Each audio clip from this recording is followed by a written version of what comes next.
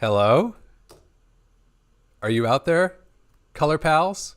Color grading nerds and comrades?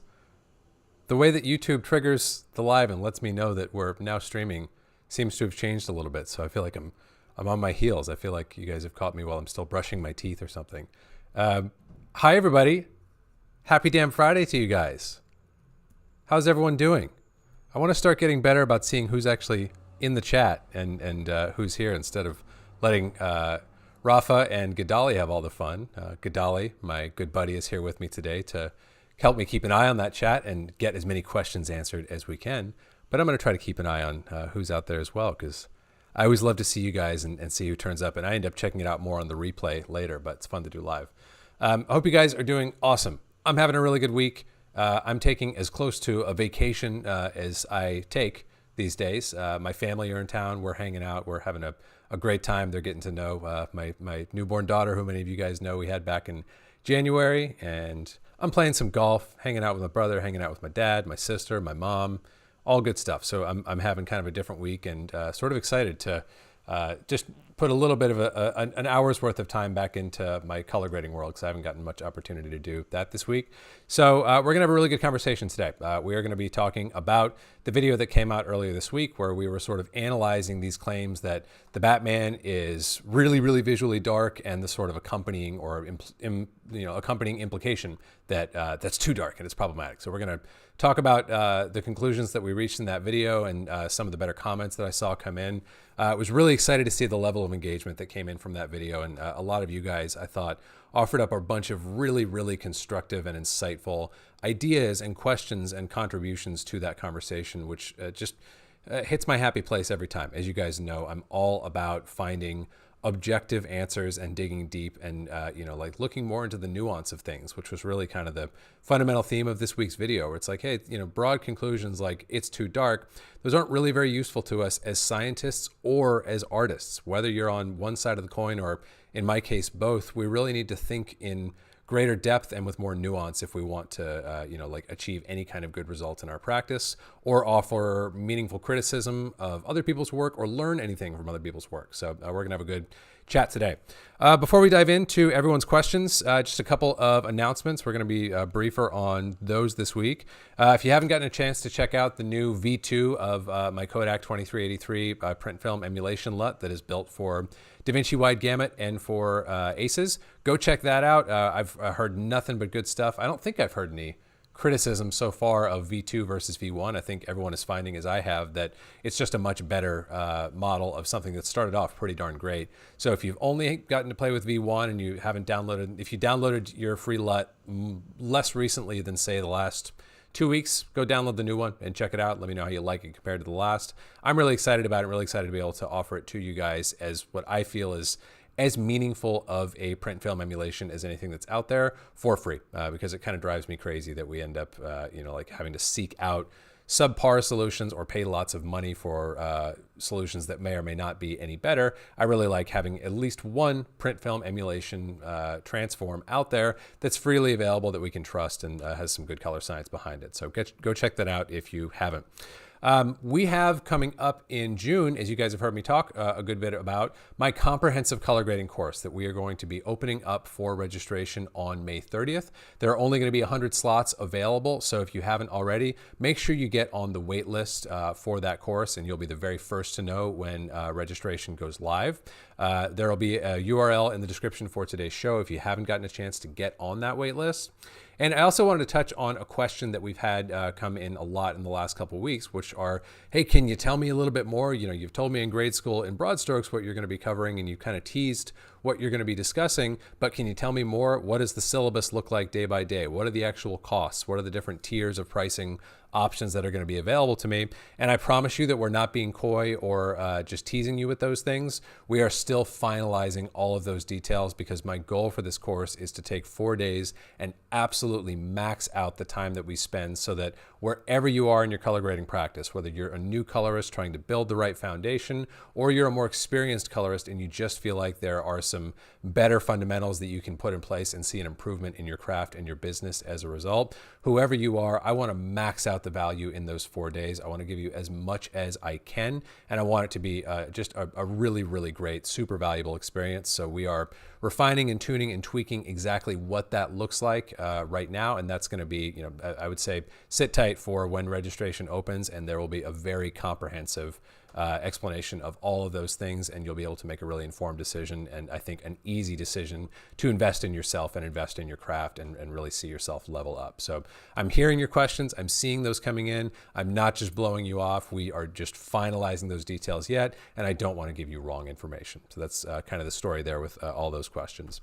And that's really all I got for you guys announcements wise. I have a couple things that I want to talk about just sort of broadly about this week's video, and then I'm going to open up the room to questions about whether we're talking about the specific analysis that was done on the Batman and on the Dark Knight, or sort of reference or comparison film in this week's video, or whether we want to talk more broadly about how we can apply color science to gaining a better understanding of our images or someone else's images, or to getting a better manipulation of our images to achieve a more favorable result. Anything is kind of fair play. You know, really the other thing that I was hoping to demonstrate in this week's video is, wow, color science is not just for, you know, like trained professionals to practice. You know, I say trained professionals, I guess I mean, you don't have to have a doctorate. You don't have to be like, you know, my hero, Dr. Mitch Bogdanovich, who's a PhD.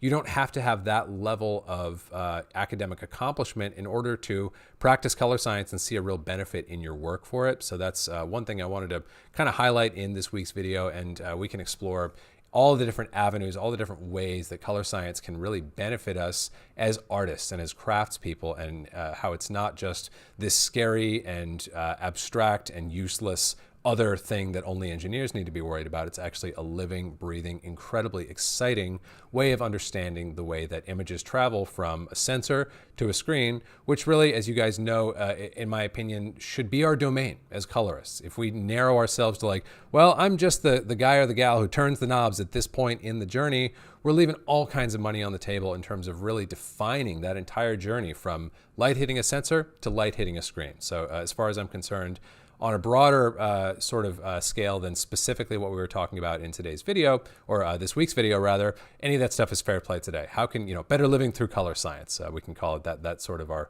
theme for today in a broader sense. And then as we have time, we may open things up for more general questions as well. I doubt we're going to. I think we got a lot to cover today. To start off with, I wanted to just highlight what I thought was a really good comment that I was so glad to see come from more than one of you guys about the actual like design of the experiment that I ran in this week's video. And if you guys didn't watch it, just to very quickly summarize it, what I essentially did was I said, okay, let's take a movie, The Batman, because we want to understand something more about the Batman and the claims that it's too dark. And then let's take a reference or a control, in this case, The Dark Knight, as a way of evaluating the statement that The Batman is the darkest, visually darkest Batman movie ever released, and the sort of accompanying implication that perhaps it's too dark. And all we did in the video is cook down the average luminance of the entire film into one number. That's all that we did in our experiment. And then we looked at, okay, what number do we get back for the Batman? What number do we get back for the Dark Knight? And we compared those two. And then we altered the experiment a little bit, and we looked at the variation in results that came along with that. So that was kind of the fundamental design of the experiment. And I thought about how to design that experiment a fair amount. I talked with Dr. Bogdanovich about some different ways we might set it up. And I think that really was the best way to frame the initial conversation there. However, the next level that I would go to right from there that many of you guys suggested in the comments, and I thought was a great suggestion, the next thing that we would really want to look at is not just a single average, not just take a single number, but see if you can derive a meaningful, get a better sense for the distribution of the pixels, or perhaps of the contrast ratio, the relationship between the brightest and darkest things in the frame, because that has a huge impact on our perception of brightness as the viewer. So even though we had a very solid, fundamental sort of first form of the experiment in this week's video, I think that would probably be an upgrade as long as you could design that experiment with the right parameters. And that was really why I decided not to, because when you think about contrast ratio, you have to start thinking about getting things back into more of a scene metric as opposed to a display metric, which you could absolutely do a reasonable job of from a display encoded image like I was working with, but it would take a little bit more effort, and I feel like a bit more trial and error to be like, all right,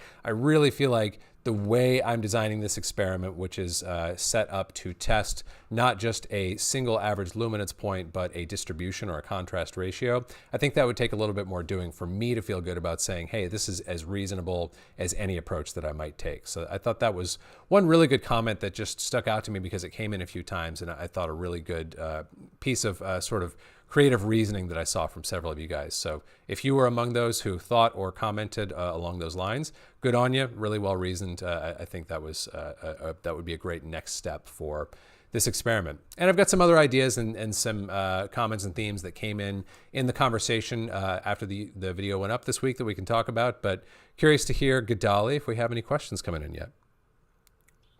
We've got a few questions. One about that one is from Paul saying he'd be interested in seeing the luminance, variance, and standard deviation in addition to the average luminance to give a more complete picture of how dark it was. Yeah. Thanks so much for that comment, Paul. That was sort of one variation in the phrasing that I heard of kind of exactly what I was just talking about. That's really the same thing as looking at, okay, not what's one data point that we can extract, but how can we actually sort of graph the distribution and get a sense for, like, within the like display exposures that are being presented to the viewer, how much is living in the bottom, the middle, and the top, and what's the relationship between those things.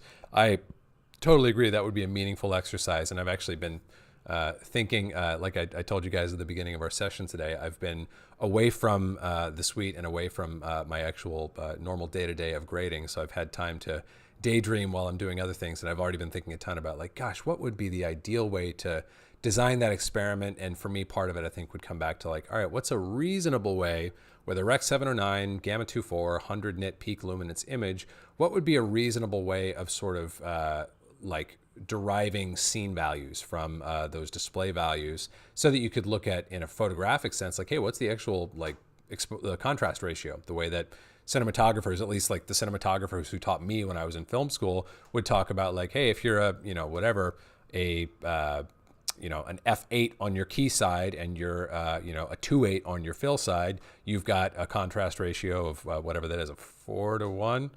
I'm embarrassing myself with any of those awesome cinematographers I learned from if I'm getting that wrong, but you guys get the idea. I think it would be really probably most meaningful to move back into a scene metric to derive, like, a contrast ratio, as well as looking at kind of that overall tonal distribution. So yeah, great suggestion there, Paul, I think. And maybe we'll do a follow-up. Maybe we'll do it on the Batman, or maybe that will be the subject of another sort of analysis style video if you guys enjoyed that one that we did this week. Also, question here related to that from Mamoon. Don't you think that the old Batman looks darker on average because it had deeper blacks? Yeah, so I think definitely, I kind of think that goes to that same idea of, like, contrast ratio, right? I think, like, spoiler alert, if you didn't watch the video this week, it's not exactly a cliffhanger, and if you haven't, go check it out. I think it's a lot of fun. But one of the things that was interesting was, okay, initially we looked at, okay, let's evaluate the biggest, broadest form of the claim, which is that the Batman is darker than any other, like, predecessor of Batman movie. And we chose, as I said, the Dark Knight as our control, and we ran an analysis to get a single number that expresses the brightness of the images on average from the Batman. And then we did the same test on the Dark Knight, and we found that indeed the Dark Knight is quite a bit brighter on average than the Batman. Then we ran the same exact experiment, and we simply controlled for day versus night in a very binary fashion. And what we found when we compared the night scenes in the Batman to the night scenes in the Dark Knight is that the Dark Knight is not only does that gap disappear between the brightness, between that higher brightness of the Dark Knight and the brightness of the Batman, it actually just slightly flips upside down. The Dark Knight is actually just slightly, in terms of that number that we got spat back out of the little script that we wrote up to analyze this, the number is actually just slightly lower for the Dark Knight than for the Batman. And I think Mamoon is absolutely right that probably what we are seeing there is the deeper contrast ratio of the Dark Knight, because it has a more traditional film print level of contrast. Indeed, as you guys may know, Christopher Nolan's films are all finished photochemically. They're shot photochemically, they're timed photochemically, they're finished photochemically. So we're looking indeed at a film print level of contrast because we're actually looking at a film print or a match of a film print done by my buddy Walter Volpato, who has done a number of such projects for these film devotees who need a really loyal and conservative match to what they did in the print for all of the digital assets of and versions of the film that, of course, have to exist. So I definitely agree. It's the deeper shadows that are kind of dragging that average luminance down compared to the kind of softer, milkier shadows that we're seeing in the Batman. I think that's almost certainly what we're seeing there. It's a question of the contrast ratio. And again, kind of why I think it would be very interesting in the case of the Batman or some other analysis we might do in the future to look at, all right, that's all good and well. What's the average luminance? Now let's go even a step further and look at distribution, look at contrast ratio, and see how those things stack up, because they have a huge relationship to each other. And you guys have even heard me talk about this when we, to touch back on Solid Earth and talk about grading in Resolve for a moment. You've heard me caution y'all so many times about, like, when a client gives you a note that includes a word that you have a physical knob for. It's one of the most difficult temptations in color grading to not just reach for that knob. That doesn't mean you can't reach for that knob, but for example, if a client tells you it's too contrasty, flip a coin as to what they actually need is less contrast or more exposure. I've even done videos about that before. So very much the same thing here. You might be saying something is too dark when in fact maybe it's just got too much contrast, or maybe what would change your perception of that darkness would be a reduction in the contrast, if that makes sense. So I think that's a very good question, and I would guess that that's absolutely what we're seeing there, is that the reason that number is just a little bit lower when we control for day versus night is that the night scenes have a higher contrast ratio than they do in the Batman.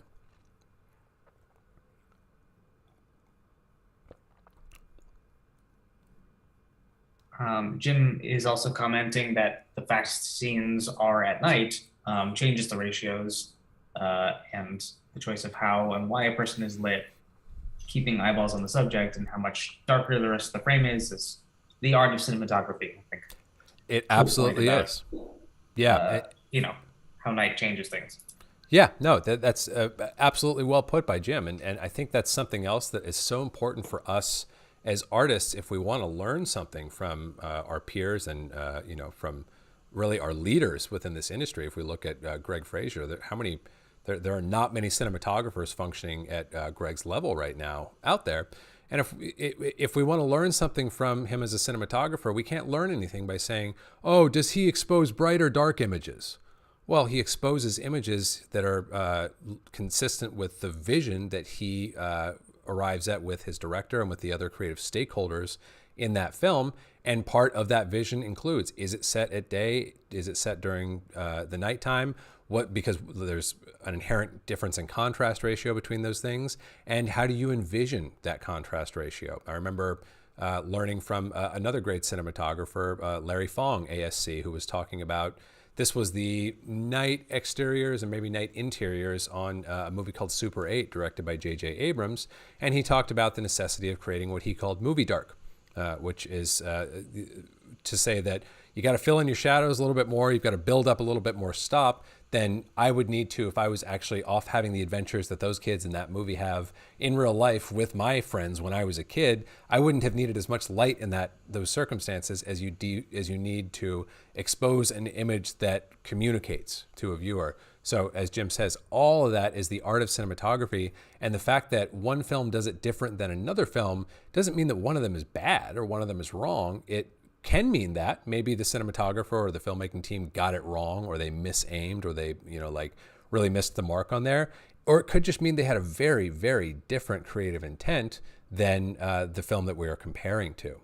To go on a final tangent here, you guys may know, because you've heard me talk about it before, perhaps my all-time favorite cinematographer is Gordon Willis, ASC, aka the Prince of Darkness. Gordon Willis was the original cowboy. Him and some of his comrades in the 70s, guys like Conrad Hall, who were going way off of the safe place for where to expose a negative. They would expose 2, 3, 4 stops under being a relative term, because to them the subject needed to be positioned in, the subject might have been different than what I would think of as the subject in a frame. But regardless, like The Godfather is the classic example of frames that are massively underexposed on purpose, because he wanted that contrast curve. He wanted that subject to live in that position in the tone curve, all of which speaks to the art of cinematography, which we can't learn anything about if we are making broad conclusions about, like, oh, it's too bright or too dark, or the way she exposes images, it's too dark, or the way he exposes images is too bright, or they messed up on that movie. We want to look at intent, we want to look at the filmmakers involved, and we want to measure things by how successful they are at telling the story that the filmmakers set out to tell, and see what we can learn when we look at them through that lens, if that makes sense. That's all the questions I have thus far on that video. Do you want to move on to general questions? Yeah, good question. Let's do it. Yeah, if you guys have other ones that pop up on the Batman, we can go back to that. But we actually covered a lot of ground in about 15 minutes there. Good job, guys. All right. Yax is asking about how would one use the LAB color space? Oh, that's a good question. So how would one use the LAB color space? I'll give you guys a really simple example. Let me just demo what the LAB color space is. Let's get into some resolve. Where is my resolve? There we go. All right, let's check out some resolve stuff here. So I'm going to move the image that I'm here in right now into LAB. Lots of different ways we could do it. We could do it with kind of a color space transform sandwich if I wanted to. I'm going to do it in a different way you guys have seen me do before. All I need to do to use this kind of shortcut is to double check in my project settings that my timeline color space is set to what I'm actually working in, which I think actually is DaVinci Wide Gamut Intermediate for once. That doesn't matter so much to me right now. Yeah, I should be in. Yeah, so I'm moving from area into DaVinci Wide Gamut and then out from DaVinci Wide Gamut into Rec 709 is kind of my color management stack. But because I have properly advised resolve of the color space that I'm operating in, if I want to move into LAB, I can right click on any node and I can say color space, LAB, like so. Now, let's just do something you don't necessarily have to do, but what will be useful for us for demonstration purposes. I'm going to create a cool node that I actually didn't learn about for a really long time when I started working in Resolve, a splitter combiner node. You guys familiar with these nodes before? With these nodes, have you heard about them? They're really cool. All it's going to do is take your 3 channels, whatever those 3 channels are, whether you're in RGB or LAB or YCH or whatever you're in, and give you explicit control over each channel. So if I hit color nodes and I say add splitter combiner node, or I could do option Y as a shortcut. Now, in the case of LAB, if I've moved into that space, yeah, actually, sorry, I'm going to backpedal a little bit here. I could switch into LAB like I did here in node number 1 if I was going to do everything in that node. I actually am going to do it the first way I suggested so that this splitter combiner business works properly, just because I think it'll help illustrate the way things behave in a space like LAB. So all I'm going to do is go from, not area, but DaVinci. So DaVinci Wide Gamut Intermediate, because that's what I'm in right now. And then I'm going to go into LAB. My gamma can stay the same. Honestly, it doesn't really matter. I'm going to turn my tone mapping off, gamut mapping off. All this stuff can stay off. And then I'm just going to label this for sanity's sake, LAB, like so. And I've already added this splitter combiner node, so all I want to do on the other side, I'm just going to copy and paste this node. I'm going to call it 2 RGB. And then I'm just going to flip my input and output. So input color space, I'm coming from LAB. And I want to go back out to DaVinci Wide Gamut, okay? Something else you guys have heard me talk about a ton. Whenever you're setting up round trips like this into another color model, into another tone curve, first thing you want to check is that when I do a disable all, option D, I'm seeing no net change in the image, right? Because I don't want to affect a change with this overall round trip. I want to affect a change with what I do when I'm in this foreign land inside of the round trip sandwich, if that makes sense. So with that all set up, I can actually completely delete node number 2 here.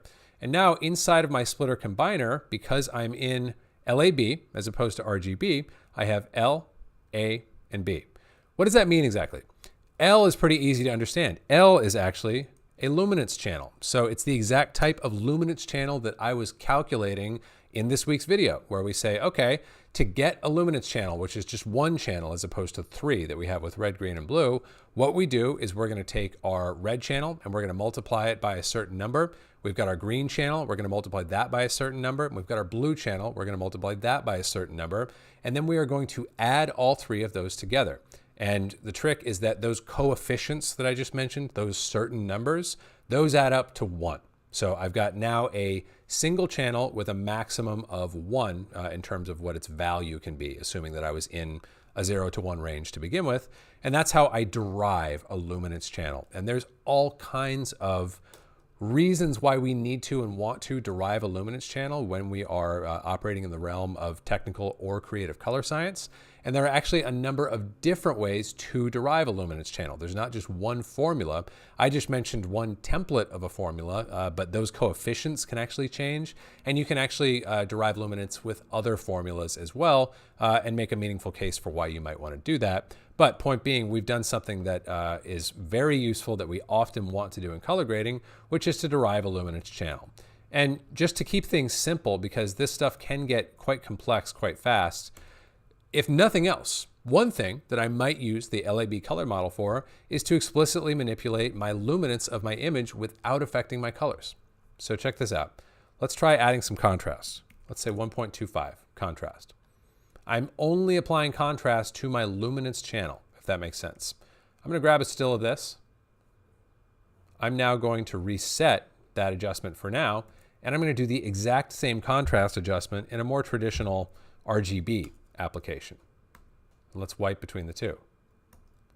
Very different results, right? So that's one application that we can think of right off of the bat. And this is similar to what we are doing when we look at our loom mix down here inside of Resolve, or if we look at our custom curves. If you've ever played around with this Y curve here, or for that matter with the Y bar in your primaries bars over here, anytime you see Y, that's a derived luminance channel. So like this white bar here in gain, this is a derived luminance channel that I'm applying gain to, and that's why it looks different when I do a gain factor of, let's call it a 0.65, and grab a still, and then reset that, and do a gain of 0.65 for all of my channels, like so. I get a different result, don't I? Because the relationship between the luminance and the color information is different in those two cases. So like, that's honestly plenty to bite off at first. If you learn nothing else today about LAB and other models like LAB that have an explicit and separated luminance channel, other examples would be HSV, HSL, LCH, which I talked about a minute ago. All of those have an explicit L or luminance channel. And if you understand nothing else about that model and what you might want to do with those other two channels, it's a great start just to understand, hey, you can now explicitly manipulate your L channel and get interesting results. And just as like one final example here that I'll give you guys, I'm going to use a tool that I built for myself in my colloid toolkit, but you could easily model out in Resolve once you understand the concepts. And that's my Contrast Plus tool, which is at its base no different than a normal contrast adjustment. Let's actually just wipe these things out for now.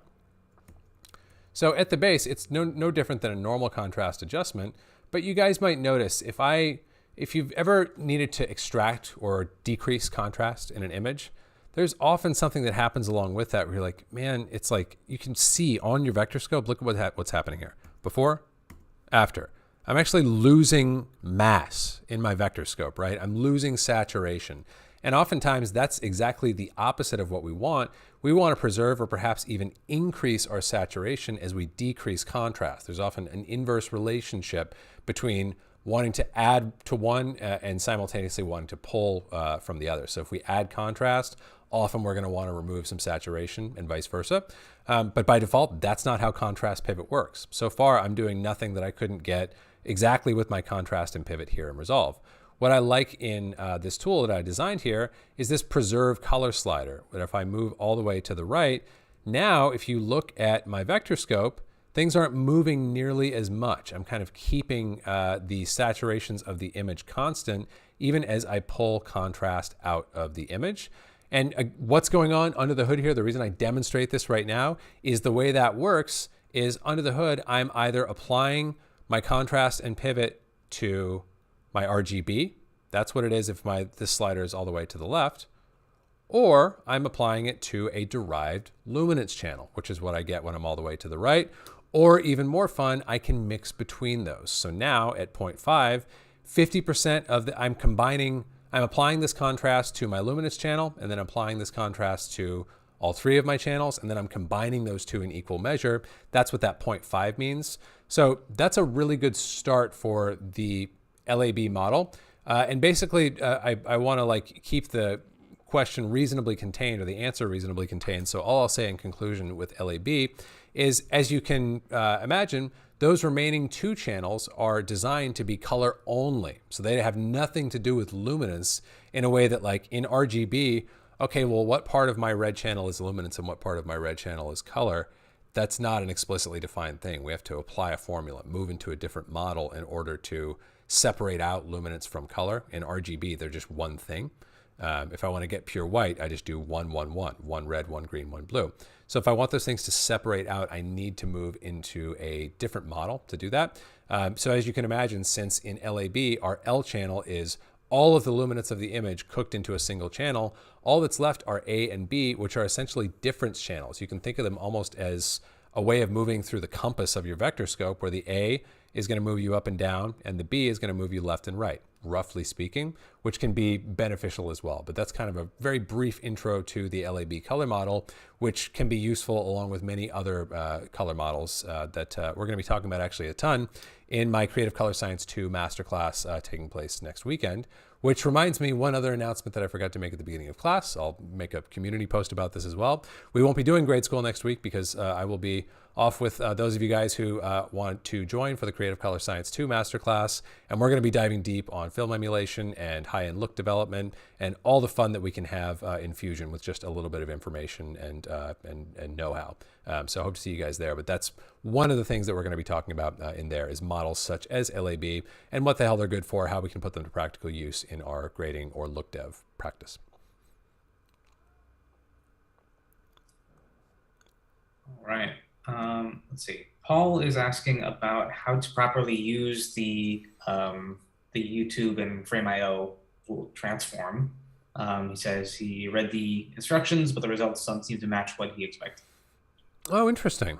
Yeah. So the best way to use it, the trickiest thing with that transform is it has to be the very last thing in the stack. And if you're color managing in nodes, the way that you guys see me doing here today, that's pretty easy. Like the way I would do this in, let's say that despite the fact that I've not done a single thing, this is my locked approved grade on this image and I'm ready to ship it. And I want to do a YouTube version. All I'm going to do is create a new node downstream of my output transform, very last thing in my entire stack. And I'm going to go to my web viewing transform and drop it on. And the idea here is that what I'm seeing with the image in this state on my Rec 709 Gamma 2.4 calibrated reference monitor, what I'm seeing there will match what I see on YouTube on my GUI display as much as possible after I add this. Basically, what this is doing is pre-compensating for what I've measured that YouTube and Frame.io are going to do to my image when I upload it, regardless of the metadata tags, regardless of anything else. There's just going to be a small opening in the bottom of the image, a small softening of contrast. This is basically preempting that or anticipating it and doing the opposite so that you get a net neutral result, if that makes sense. So if you're color managing in nodes, it's easy. You just put it at the very end of your stack like so. If you are color managing in your project settings, you have to do it a little bit differently because like this is a great example of one of the reasons I prefer to color manage in nodes. This spot right here where I need this LUT to live, I actually cannot access this spot when I'm working with color management at my timeline level. I can't get there. There's no way for me to access it. So what I need to do instead or I say I can't access, I should say I can't access it in my node graph. So what I need to do instead in that case is go to my project settings, and I'm going to go to my color management and go to my output lookup table. And if I select that same LUT here from my list of far too many LUTs and DCTLs, what is that one even called? CKC Web Viewing Transform? Or is it just, yeah. I can apply that here. And now, even if I'm working in, like DaVinci YRGB color managed, something like this, this is going to be applied dead last in my chain, which again is where it needs to go. So it's possible, Paul, that if you're experiencing inconsistent or unexpected results, that LUT is being applied at the wrong point in the chain, which would definitely produce the unintended results, if that makes sense. So I hope that helps there. Okay, question here about, is the order of nodes important? Yes. we could go, I'm going to fill in some blanks there, and we can talk about, well, when is it important and why is it important? But in short, yeah, order of nodes is important. It's not important in the sense that you might have heard from other voices that are out there talking about color grading. I don't care who you are not going to convince me that, for example, doing my exposure and contrast stuff and then my balancing, if I wanted to do those things, that's going to achieve superior results or results I couldn't get if I flipped these and instead I had balance and then exposure and contrast. I might get different results, but there's nothing fundamentally cleaner or better about one over the other. That just comes down to how you like to operate, what you find to be intuitive, what you find to be efficient. There's no order of operations in the sense of like, you got to make sure that you don't bang up against a wall. That's really, really hard to do in Resolve with normal color grading flow. However, there are other places where order of operations comes into play. And really the most important of those is what we could think of as our pipeline, which you guys have heard me talk about plenty. So for example, easy instance where order of operations is incredibly important. I've got two things happening in my pipeline which have nothing to do with my creative grading, right? I've got an input transform that's moving me into my working space. So I'm going from my camera to my working intermediate color space, DaVinci intermediate in this case. And then from there, at the very end of my stack, I'm going from DaVinci wide gamut intermediate out to my display, Rec 709 gamma 2.4. So here's a dopey example that we can all understand. If I flip these, if I do this where the other one is and do the other one where this is, that's going to look stupid, right? That's not going to be at all correct because I'm not taking the image in its proper state and transforming it into the state that I need it to be. I'm backwards. I'm upside down. It's completely ridiculous. It's like trying to drive through a drive-through in reverse, which I'm now remembering I actually did in high school because we thought it would be funny. But I promise you they weren't amused inside. And it wouldn't be a good long-term strategy for most efficiently getting through the drive-through. Anyway, tangent. So that would be one example where order of operations is very important. And then if we look at a slightly less ridiculous example, it's also important that we need to do all of our grading. If we imagine, like, I'm just going to simplify it for a moment. I'm going to turn this off, and we're going to do all of our color management here at our clip level so that we can visualize it together.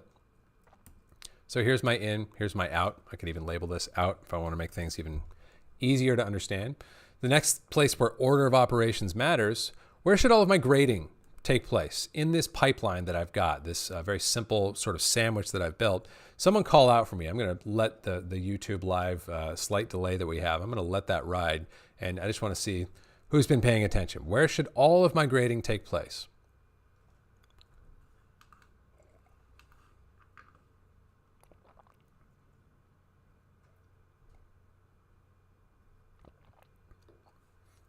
I'll give you guys a second for the stream to catch up. Unfortunately, it's not quite real time, and I've tried going to like a lower latency mode, but the quality seems to suffer, especially when like you guys see me mousing fine details over there. You guys have called back after the show and like, I can't see what you're doing over there. So unfortunately, the low latency mode is no option.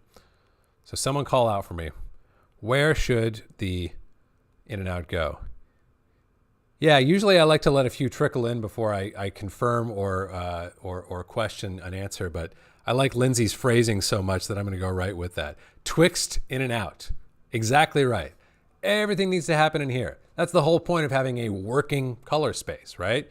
And if we didn't have a working color space, by the way, then we would want to at least work in our original camera color space as opposed to on our display color space, because we don't want to operate in a display color space. It's not very intuitive. We have limited dynamic range. It's problematic for a number of reasons. LUTs that we may want to use don't work. So that's another example where order of operations is very important. All of our grading should happen in between here. So just those pieces right there, that's 80% of the battle when it comes to order of operations. Get your pipeline correct, grade in the right place. That's 80% of where you're going to get into trouble or find success in terms of order of operations. Now, within there, there's certainly going to be other things that are more important. Probably the next one down, certainly the next one down, is going to be your creative look. We could deploy a creative look using my elements LUTs. So let's do a tone, and then let's do a palette, like so. These should be the very last thing prior to this output transform. That's another order of operations thing that really shouldn't alter. You want to do these things at the tail of your stack so that, again, you're grading in sort of a scene metric as much as possible, as opposed to after, like there's actually an S-curve in this tone palette, or in this, tone LUT that I have applying here that does good things to my image, but I don't really want to operate on my image after that compression and S-curve has been applied. I want to operate on it after, or before the fact, rather. So that's another example. And then I saw, I think, some chatter in the chat about where we should place grain, where we should place halation. We could talk about those things too another time, but those are other pieces of the chain where placement and sequencing is important. And then I would say, like the further we go into this conversation, the more it kind of becomes up to you. By the time you're down to like exposure, contrast ratio, balance, secondaries, all kinds of different ways you can do that. You can work in sequence. It can go from front to back to front. You can use parallel nodes, which some of you guys have actually made more of a believer out of me with in the last couple months. So thanks for that. And we can talk about that another time. But that order of operations becomes less and less significant by the time you get past, all right, we need to have a properly set up pipeline, which includes properly sequenced color space transforms. We need to make sure that our look is the very last thing before our final output transform. By the time we get past there, the margin for error, or the amount of like explicit correct or incorrect, like sort of ways of doing things, opens up a little bit. So I hope that helps. Kind of a long answer. All right. Let's see. There's a question here from Akam. What's the best workflow to send a shot for VFX? I think we've covered receiving, but what about sending? Yeah, that's a good one that I think we've covered that in the past as well. But, to put it, just to re-summarize something I've talked about in more depth before, VFX round trips, I try to meet the VFX vendor where they are and be as easy a collaborator as I possibly can for them. What I do, I start those conversations the same every time with any new VFX vendor. What do you like to work in? What do you want to get from me? You want ACES linear? Great. You want ACES CG? Fine. Whatever you want, I'll give it to you. All I ask is that you give me the same thing back. So the only thing that should have changed in that asset when I get it back from you is the actual VFX work. The color space should be the same. So lots of different mechanical ways that you could figure that out. But, like if you're color managing in your project level, an easy, very sensible option would be, instead of, and as you guys know, I'm not a fan of this automatic color management, because the only folks who would really be tempted by it are those of us who probably could stand to learn what's actually happening under the hood here. But if I'm in like a custom mode here, I'm not even in a custom mode. Like so, if I need to do some output for VFX, let's say I need to output the entire timeline, just flip your output color space. Let's say I do want to do ACES. Just flip the output color space, render everything out in whatever specs you're asked to. And then when you get it back in, all you're going to do is input transform that material with the presumption that, oh, that was ACES linear that you gave me. So I'm going to open it back up in that fashion. This doesn't look correct because this image is in fact not ACES linear, but that would be a very simple summary of that round trip. And we've covered it in other episodes as well. So you can always dig into those if you want to get a little bit more fine detail, but that's the essence of it.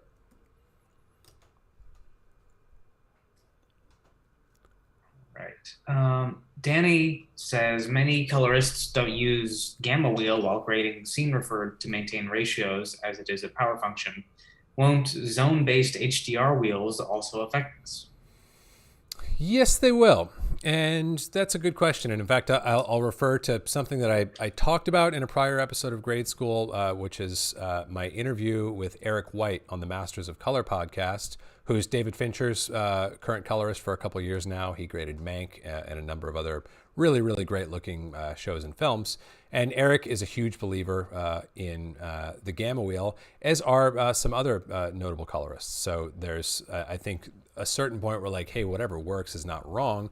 And there's also like a trade-off of like, you guys have heard me talk about how we want to choose the broadest, simplest possible tool. So I would say a reasonable sort of system or rule to apply to yourself is like, well, if I can do it with lift or gain, that's probably better than gamma, because that is preserving more of it. That's going to give you more of a scene linear like ratio preservation, as the question implies.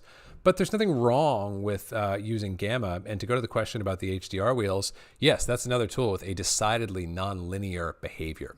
And just to very quickly clarify my terms, when we color grade, 99% of the time we're working in log, and that's a good thing for the most part. We can work in linear for specific tasks, and I'm a believer in that as well. But most of the time we're working in log. But when I talk about linear response, I'm not talking about working in a linear tone curve.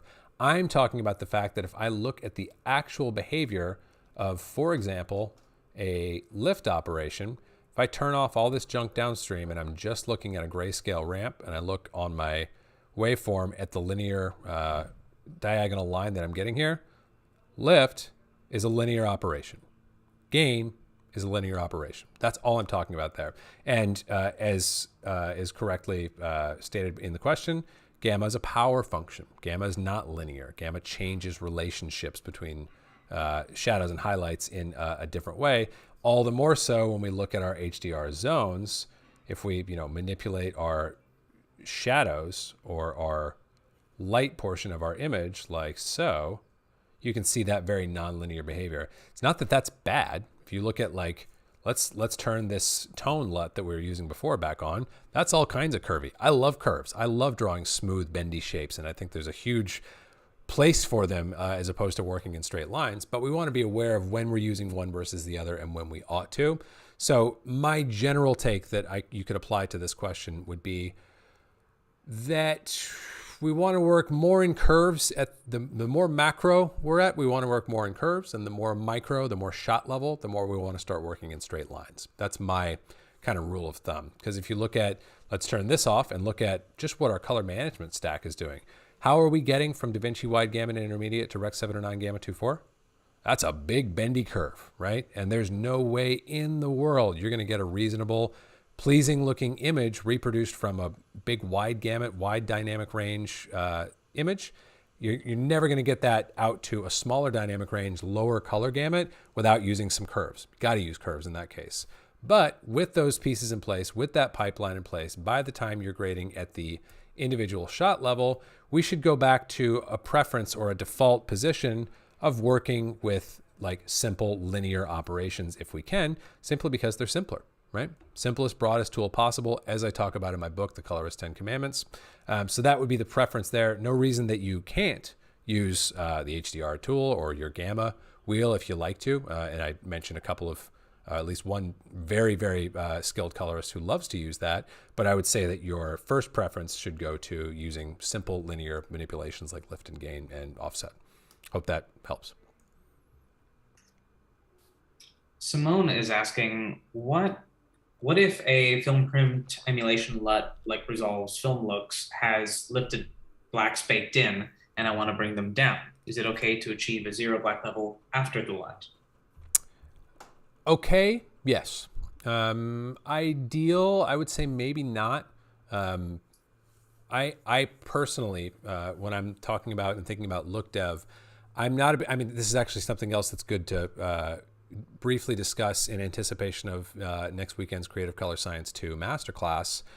I am a big believer in, rather than working around limitations or things that I don't like or compromises in a transform just to get what I do want, I'm pretty greedy with like anything that I'm going to place in my pipeline. I'm not a very good negotiator. Like, oh, I love the color palette, but I don't like the shadows.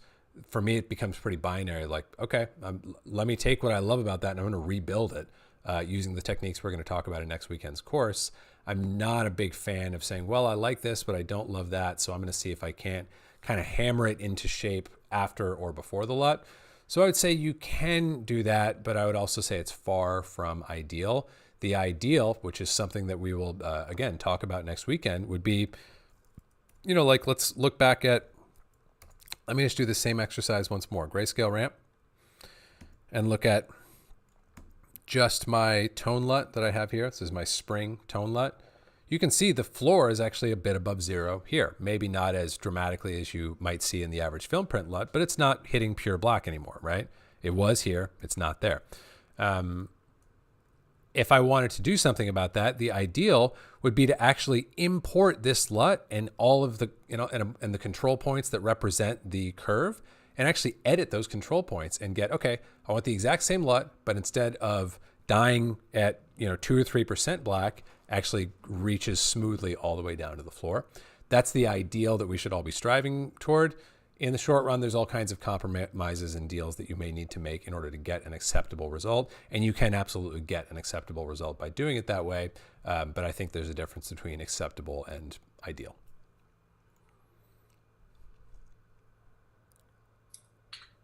Vladimir is wondering, what do you think about combining creative LUTs using node opacity?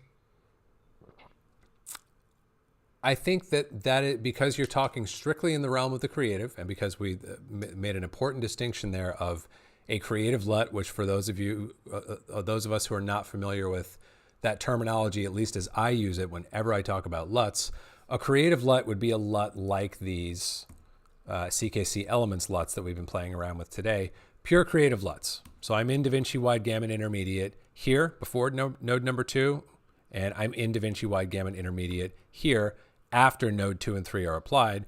All that is being applied by these LUTs is creative transformation, but I'm not making any technical transformation or remapping of my image.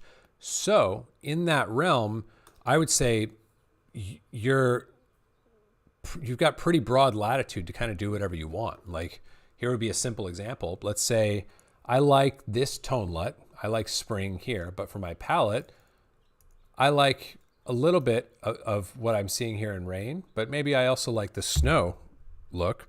I could do a layer mixer here, and I could drop snow on. And as the question poses, I could set my gain to 0.5. And now I'm looking at half of what snow does to the image and half of what rain does to the image. So I think that's totally fair play. Again, ultimately, I would say, like if you're a bit obsessive like I am, you'll get to a point where you're like, all right, I want to get what that does for me from scratch, built up from zero, and have the experience of knowing how to build all those things and feel the different manipulations that are being made, and be able to go in and very specifically tweak and tune and improve and enhance that transform whenever I want to. Or if I'm in the room with a client, or if I get notes back where they say, hey, the greens are feeling a little too straw-ish and I want to get a bit more of a pure forest green. I actually have full control over that transform if the transform is indeed what's causing it. And I can go in and manipulate the part of that transform that's controlling where greens rest in terms of their hue. I have full control over that in a way that you just don't when you're using a LUT, or any kind of like third-party transform that's been given to you. So again, kind of part of the fun of like, that's a perfectly sensible thing that no one could really fault you for. And I think like the fun that I've found over the years is getting to where I'm like, all right, how could I build that from zero? And what would that mean to my creative practice? And for me, it's completely opened up my creative practice and deepened my love for this craft.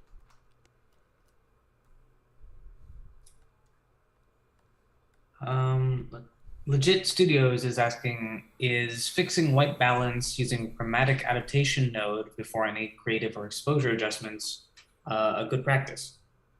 Oh, that's a good question. Yeah, I'll be honest with you. I don't give you guys enough credit sometimes, but I learn a lot from you guys. I learn a lot from your questions, and I learn a lot by the comments that you offer here in grade school and on my videos. And that was one that, forgive me if I'm misattributing, maybe that came from Jim.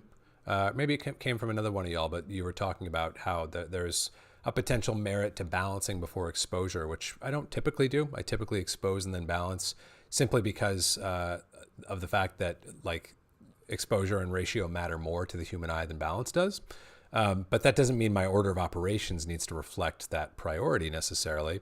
So you absolutely could balance and then do your exposure and ratio afterwards. And what you balance with, yeah, chromatic adaptation could be perfectly sensible. I'll kind of give you guys my personal journey. You've seen, like in other videos, I talk about being a big temp and tint guy. I would hit those knobs on my HDR temp and tint, I should designate. I would work those knobs on my panel and use those as sort of like my go-to for balancing. I've sort of reverted back to my old school colorist roots of just using my RGB offsets, simply because I like the way it feels in my hands. And we could go on a whole tangent about this as well, but it also comes from reaching a deeper understanding that like color temperature and tint are not necessarily more accurate or photometric than simply working your RGB ratios. That's all that color temperature and tint are doing anyway, is working those ratios in a particular fashion. But it's all guesses, it's all estimations. They're pretty good guesses and estimations, but I've sort of lost faith in the idea that there's something inherently superior or purer about working things with temp and tint versus RGB. However, I don't think there's any downside. I don't think there's any reason to avoid them. So if you like that workflow of doing a chromatic adaptation to get your initial balance and doing that upstream of exposure and ratio, I think that's totally fair play. Question from Devin. Do you often create looks at the timeline level and grade groups or balance shots at the clip level, or do you always manage on a shot-by-shot basis? Yeah, I mean, to answer what I think Devin is asking, I try to follow my own advice in the Colorist 10 Commandments of macro beats micro.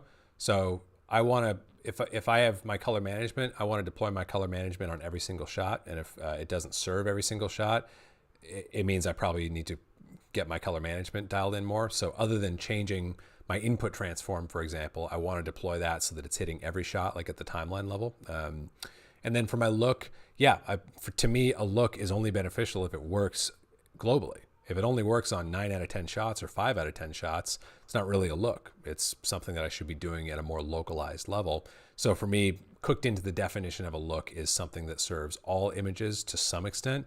Maybe it gets certain images further toward the finish line than others, but it doesn't take any of them backwards, if that makes sense. So I'll do that at also the timeline level, or maybe a group post clip that everything is bundled into, if I'm not grouping by individual cameras, for example. And then from there is where I'll really break out into shot level stuff. I want to have color management and a good macro level look in place in such a way that by the time I'm down to individual shots, I'm making really simple, fundamental, hopefully reasonably photometric decisions that I can move through very quickly. Like, okay, where's my exposure? Where's my ratio? Where's my balance? Next. Where's my exposure? Where's my ratio? Where's my balance? Next. And then really from there, look at controlling the eye a little bit. Like, oh, that's distracting me a little bit over there. Let's knock that down. Or, like let's soften the texture on that piece. The more secondary considerations, those are important as well, but far less important than just those fundamentals of exposure, ratio, and balance that you guys hear me hammer on so much in the channel here. Russ wants to know, could you talk about what hardware you use for your pipeline to your reference monitor? What model, breakout box, TV model, or use it as a future YouTube video? Yeah, we can talk about that. I think I'll probably save that for the comprehensive color grading course, because I think really the spirit of that question is what are some sensible solutions that we can use, and I want to offer up that answer as opposed to exactly what I'm using here, which is a sensible solution, but it's not the only solution, and I don't necessarily want to plant a flag saying this is the way that it needs to be. I can tell you in general, I'm certainly using a breakout box. I'm using a well-calibrated professional reference monitor and a well-calibrated consumer display for my client monitor, and I've got the sensible hardware in place to make all of that work. But for this comprehensive color course that we're going to be doing in June, part of that course is going to be sort of a continuously maintained list of recommended hardware and software that I've vetted and can confirm will do the job for you well. And I'm sure we've got more questions stacking up there, but I want to pivot to one near and dear to me before we maybe do one more to close. I just wanted to briefly step into the unknown. I feel like every like 10th episode of grade school or so, I end up succumbing to the urge to take you guys into Fusion for a second. So I just want to tap into Fusion and just talk really briefly about creative color science, because again, that's what we're doing next weekend. And maybe next weekend is the right place for you to dive in and start exploring this. Maybe it's not, but I think it pays for all of us to at least know, hey, what's over there? What's going on over there? And get a little bit of a taste of, you know what, when I am ready to invest in myself financially, and more importantly, in terms of my time and persistence to just stick with it, because it's hard at first. Here's what's waiting for me. Here's some of the benefits that are out there, and why that, regardless of when I choose to do it and how deep I choose to go, why that would be a worthy investment, if that makes sense. So let's just take a look at, like the baseline value prop for me of working in Resolve for my look dev is that I can get this sort of like dual context view of image and cube. And you can make a really meaningful evaluation of especially a macro level transform by looking at what am I doing not only to the image, but what am I doing to the cube. So as a simple example, let's look at like some, like fundamental color grading tools here of like gain and lift and gamma and stuff. Here, that's what gain does to a cube over there. Okay, you can see the image being affected as well as the actual cube. Lift, you can probably make a reasonable guess what you're going to see there. It's doing the same type of thing, but from the bottom. We can look at, it's funny, I don't actually have offset in here. Let's get there's some other color adjustment thing in here.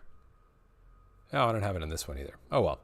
Offset, if I had it readily available here, that would actually move the entire cube up or down as opposed to changing the relationship between the top and the bottom of the cube, as you see me doing with gain and lift here. So you can see, like, in addition to, all right, that's what these do visually, you can sort of see if we look at, what we're getting out of the actual cubic behavior, that these are fairly limited tools. And these are, kind of the traditional tools of color correction. And like, just to make an example of something here, let's look at what something like one of the palette LUTs from the Elements LUT pack actually does if I look at it on a cube. So let's look at, I don't know, the fog palette here. So there's quite a bit going on here. You're not going to be able to do this with your lift and your gain or your gamma or any of your sort of primaries there. And by the way, this I feel my color scientist vanity has to give the caveat that I'm looking at, we've got some sort of like little rendering error in my Fusion right now. There's not an ugly blade of extruding values in this actual LUT, I promise. There's something slightly funky in my Fusion reproduction right now. But point being, you can see all this nonlinear behavior is something you're not going to be able to reproduce or even know that you're missing if you're just doing all of your look dev or trying to make looks or make images look like the images that you love inside of Resolve. You need to go into Fusion to do that, to get that proper context, where we've got all kinds of interesting things. And one that is an easy example here is you could look at, like, by moving into a different model, like we were talking about earlier with LAB, I can get, here's one really nice example of a nonlinear manipulation of my cube. I'm working now effectively a saturation curve, and you can see, oh wow, that does interesting things to the image, and it also does some very interesting, quite nonlinear things to my cube. And what's happening here in the cube is going to be determined by the shape I draw here in my curves, and also by the model that I choose to work in here, which I've got several of kind of teed up in this DCTL that I've built. And a lot of these are things that I'm going to be giving access to those of you who join for next weekend's course, so that you've got a really good starter kit, the one that I wish I had when I started doing look dev in Fusion. And you can also see, just to visualize the way these different things net out, you can check out, like, oh, so this like conical model, this doesn't really mean anything visually on the image here, but you can see this very interesting sort of like conical, like hot air balloon shape that gets created by this particular model compared to, say, HSV, which has a completely different character, like so, or YCH, like so, which is like a more of a pure cylinder. Doesn't look very meaningful on the image, but you can imagine if this is the domain, we're seeing kind of what things look like when I'm operating in that space. And if I turn these things back on, I can perform all kinds of interesting manipulations within that realm, which this curve construction that I just did is one of many examples of. So you can get all these nonlinear behaviors. You can see what's happening not only to your image and to your cube. And we'll touch on this very thoroughly next weekend. You can actually program your own tools that produce your own interesting results without having to write a single line of code. You need to know a little bit of math, but you don't need to know any coding. You don't need to know any DCTL, which, as those of you guys know who've hung out with me for a while, that's a lot to bite off, and it's something I've loved going deeper and deeper with over the years.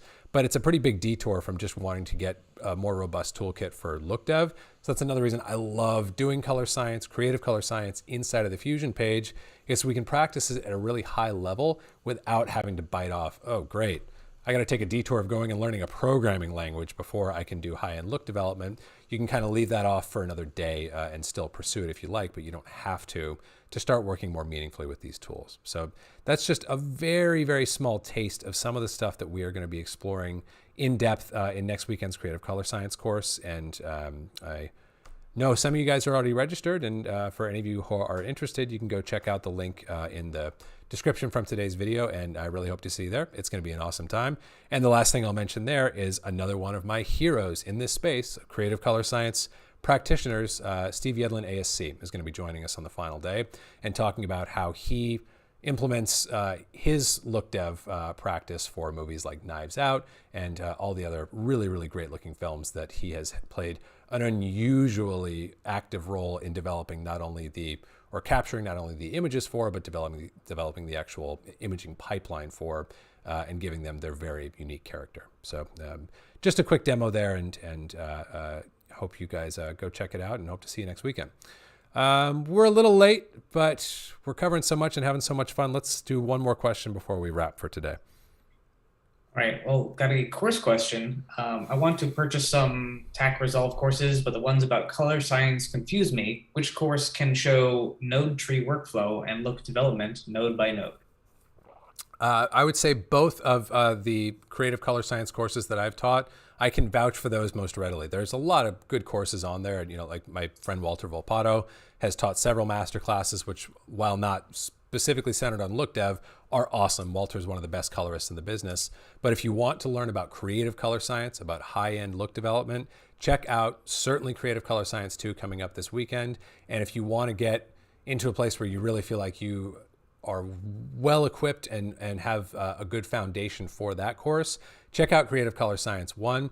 I know it's a big investment, and I always try to be sensitive to that for you guys. That's why, as I mentioned, we're still fine-tuning all the details for my upcoming comprehensive color course, but I can promise you Creative Color Science 1 and Creative Color Science 2 are great investments in yourself if you're serious about high-end look development. So go check out both of those. And I will also say, you may have to play a little bit of catch-up, you may have to ask a few more questions in the chat, but you don't definitively need Creative Color Science 1 under your belt to follow in Creative Color Science 2.